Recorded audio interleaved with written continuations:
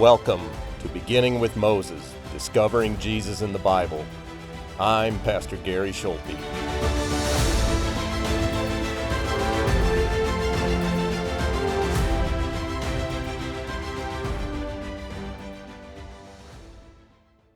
Hello again. Welcome back to Beginning with Moses. In episode 65, we set our sights on Joshua chapter 20, one of the shortest chapters in the book and one of the most theologically rich. In just 9 verses, God teaches us something essential about his character. He is perfectly just and he is relentlessly merciful. Joshua 20 is not an interruption in the land story. It is the moral architecture of the land. Before Israel fully settles, God ensures that mercy is woven into the geography itself. The land will not merely be a place of blessing. It will be a place where justice and compassion meet. The chapter opens with a direct command from YAHWEH. Appoint the cities of refuge. These cities are not optional. They are not emergency measures. They are commanded by God himself. Their purpose is clear: to protect someone who has caused death unintentionally from immediate vengeance. In a world without police or courts as we know them, justice could easily spiral into bloodshed. God intervenes by establishing refuge. This tells us something vital. God doesn't leave justice to impulse. He orders it. He slows it. He humanizes it. The cities of refuge were strategically placed throughout the land so that no one was too far from safety. Roads were kept clear. Access was intentional. This is mercy that anticipates fear. God knows how panic works. He knows how quickly judgment can fall. So he provides a place where the accused can run without delay. Mercy isn't an afterthought in God's law. It is planned in advance. Joshua 20 is careful to say that refuge doesn't mean innocence is assumed. The one who flees must stand before the congregation for judgment. The refuge protects from premature punishment, not from truth. This is crucial. God's mercy does not cancel justice. God's justice does not crush mercy. The cities of refuge hold these two together. In ancient Israel, the nearest relative of the deceased was called the avenger of blood. His role wasn't personal revenge, but covenant responsibility. Life mattered. Bloodshed required response. But without restraint, justice could become violence. So God places refuge between guilt and vengeance. This doesn't eliminate accountability. It simply ensures fairness.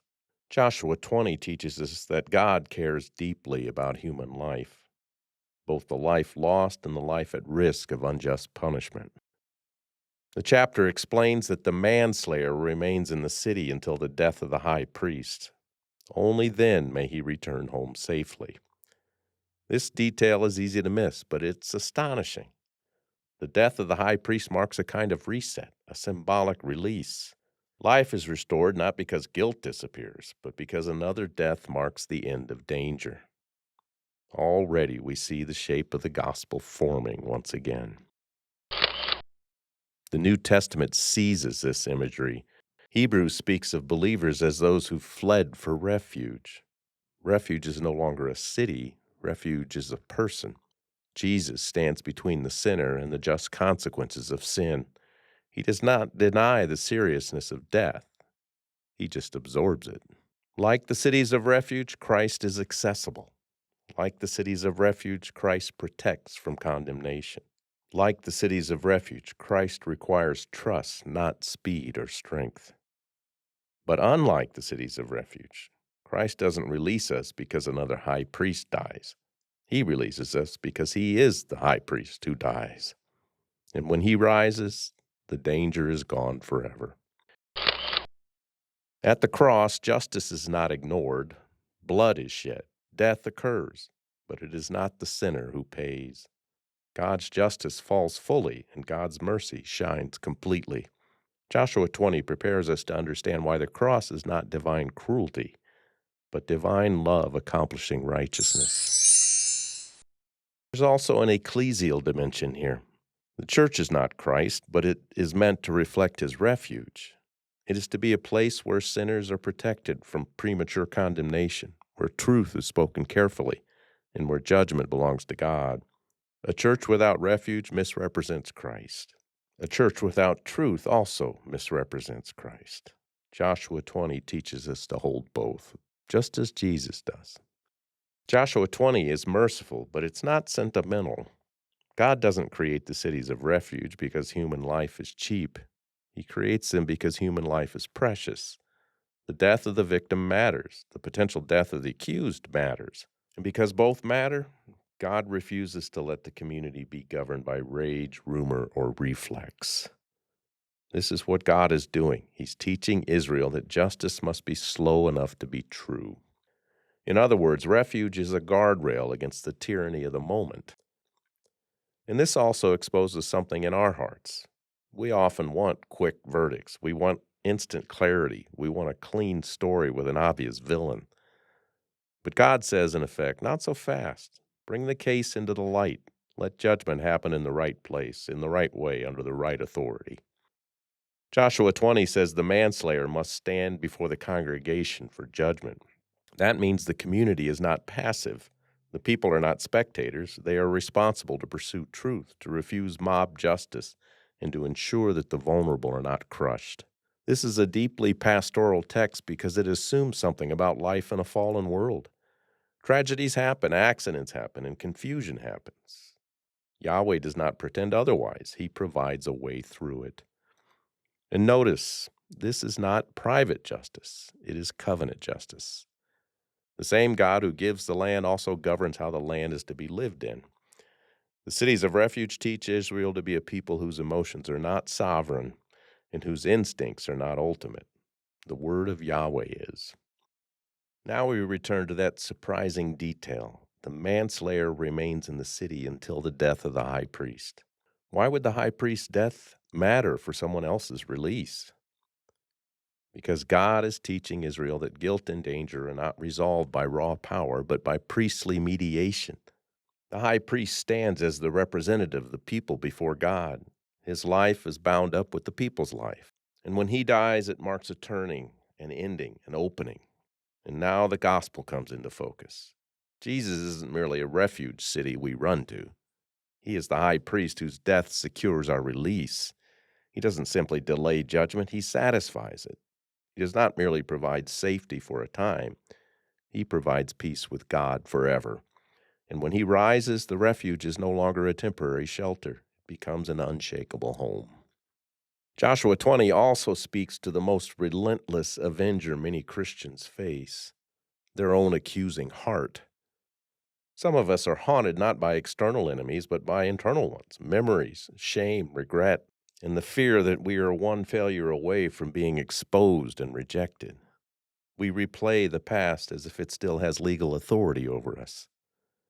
But Christ is refuge not only from what others may do to us, but from what sin and the devil say about us. When you flee to Christ, you are not merely hiding. You're standing in the place where judgment has already been rendered, at the cross, where your guilt was laid on him, and his righteousness was laid on you. So don't treat refuge like a brief visit. Remain in Christ. Live in him. Receive his gifts. Let his word silence the accusations. Let his mercy reorder your life. Because refuge is not a feeling. Refuge is a person, and his name is Jesus. Because of Christ, believers live without fear of the avenger. Condemnation has no legal claim. Judgment has been satisfied. Justice has been fulfilled. This doesn't lead to carelessness, it leads to gratitude. Those who have fled to Christ live differently, not to earn safety, but because safety has been given. So remember this, brothers and sisters. If your conscience is troubled, run to Christ. If your past accuses you, remain in him. If judgment frightens you, remember where refuge is found. God has built mercy into the map of redemption. He has placed Christ at the center, and all who flee to him are safe. Not temporarily, not conditionally, but forever. We'll close episode 65 on that rich gospel point. In episode 66, we'll see how Levitical cities being scattered through Israel point us even more deeply to Christ. Stick with me. God bless. Running to refuge, running to refuge.